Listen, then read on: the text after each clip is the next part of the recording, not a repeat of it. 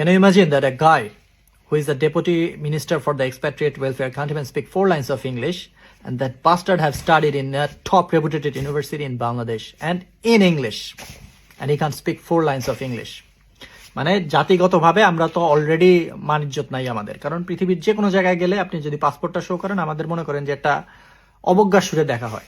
এখন বিদেশ থেকে যখন কোনো মন্ত্রীরা বা ওদের রিপ্রেজেন্টেটিভরা বাংলাদেশে যাবে, তখন যা ওদের ডিল করতে হবে যে I have come from this rural এলাকা in Bangladesh and blah blah সাতার মাথা কি যে কইছে কিছু বুঝি না। ওই যে আমাদের পিপিনুল কি বলে এটারে, জুলাইয়ের জন্মদাতা আর কি, ওই যে দাবি করলো হচ্ছে জুলাইয়ের জন্মদাতা, ওর মায়ের প্রতিচ্ছবি যার মধ্যে খুঁজে পাইছে তারে দুই চাইছে এখন জুলাইয়ের জন্মদাতা হয়ে গেছে।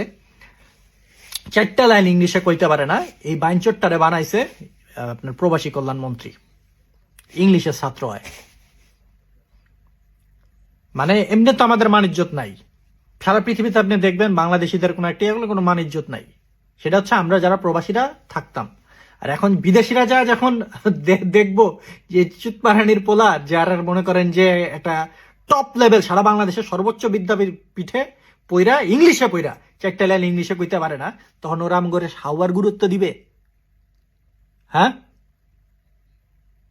এই সমস্ত বালসাল মন্ত্রী মিনিস্টার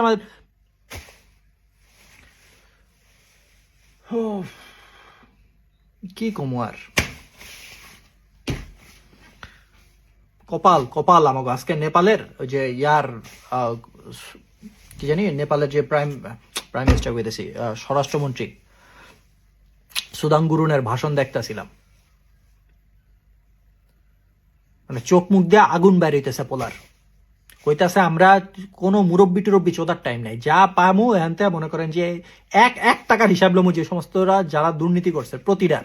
আর আমাকেও যে স্বরাষ্ট্রমন্ত্রী হ্যাঁ তো মনে করেন দুর্নীতিবাজগুলার ছেড়ে দিতেছে, নিজেই তো আইসে হয়েছে সব বাংলাদেশের সবচেয়ে বড় দুর্নীতিবাজ যেটা এসালম গ্রুপ, হ্যাঁ তো হেডার টিকাদার হয়ে বয়া রইছে, হ্যার গাড়িতে চলে ঘুরে চলে বেড়াইতেছে। ওই কই নেপালের ওরা একটা করে বাইর করতেছে পোলার ডিজে, আর আমগরে এক চুতমারানির পোলারে বানাইছে স্বরাষ্ট্রমন্ত্রী, যে হইতেছে মনে করেন যে ইন্ডিয়াতে ট্রেডিং লাইছে যে কেমনে এই দুর্নীতিবাজ গুলারে আটকাইবো কইতেছি, মানে শেল্টার দিব।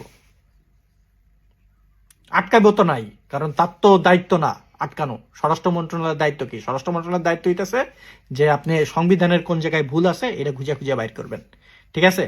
প্রধানমন্ত্রীর অনুপস্থিতিতে কে থাকবে সেটা হচ্ছে স্বরাষ্ট্র মন্ত্রণালয়ের কাম না। বিএনপির আপনারা যারা আছেন না, ছাত্র দলে যে সমস্ত ভাই ব্রাদাররা রক্ত দিচ্ছেন না, আপনাদের রক্তের উপর না মুইতা দিছি ডিরেক্ট। এরপর আপনারা বললেন যে আপনারা জুলাইয়ের পক্ষে ছিলেন, আপনারা বাংলাদেশ একটা নতুন বাংলাদেশ চাইছেন, আপনারা খালি বললেন, আপনাদের উপরে মুইতা দিবে এরপর জনগণ, বুঝছেন? এই যে দেখছেন না শেখ মুজিবের মূর্তির উপরে কি করছে, খুব বেশি দিন নাই, ওয়েট করেন খালি।